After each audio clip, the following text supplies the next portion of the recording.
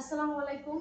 এটা হচ্ছে গরুর থোকমা, মানে গরুর থোকমার না মাংসটা। তো নামটা হয়তো আমি ভালো করে বলতে পারতেছি না, তবে এটা গরুর থোকমা, মানে গরুর মুখের থেকে যে মাংসটা বের হয়েছে গালে বলে সেগুলো। তো যাই হোক, এটা আজকে আমি রান্না করতেছি। এর আগে এটা আমি কখনো রান্না করি নাই, আজকে রান্না করতেছি। দেখি কেমন হয়। অবশ্যই ভালো হবে, আমি মাংস ভালো রান্না পারি। বিসমিল্লাহির রহমানির রহিম। প্রথমে আমি ফ্রাই প্যানটা বসায় দিলাম। এটা গরম করব। গরম করার পর তেলটা দিলাম। তেলটা একটু গরম করে তারপর আমি গরম মসলা দিব। দিয়ে দিলাম তেজপাতা, এলাচ, দারচিনি।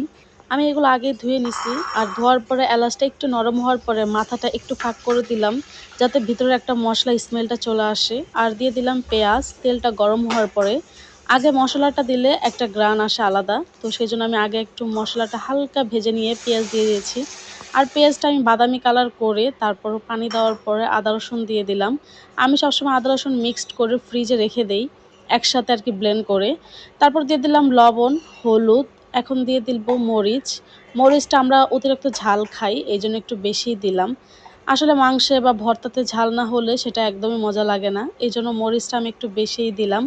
দিয়ে দিলাম ধনিয়ার গুঁড়া এবং জিরার গুঁড়া।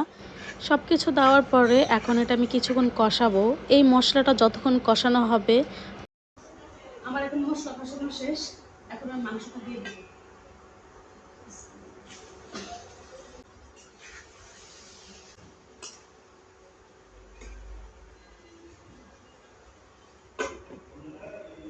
আমি মাংস রান্না করলে সবসময় একটু বেশি করে বেশিক্ষণ কষাই। যতক্ষণ কষানো হবে ততক্ষণ কিন্তু মাংসটা আরও টেস্ট হয় বেশি।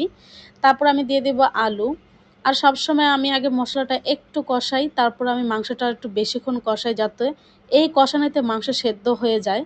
এটাতে পানি দিয়ে সেদ্ধ করলে টেস্ট হবে না, কিন্তু আমার মাংস মাংসতে প্রায় যেই কষানো পানিটা বের শেষ। হয় সেই এখন পানি দিয়ে পানি দিয়ে কষালে দিব। মাংসটা অনেক বেশি স্বাদ হয়, রেস্টুরেন্ট পর্যন্ত ফেল হয়ে যায়। যাই হোক, আমি মাংসতে একটু পানি বের হয়েছিল, এই জন্য ওটা দিয়ে কষিয়ে নিছি। আমার কষানো শেষ, এখন আমি পানি দিয়ে দিচ্ছি।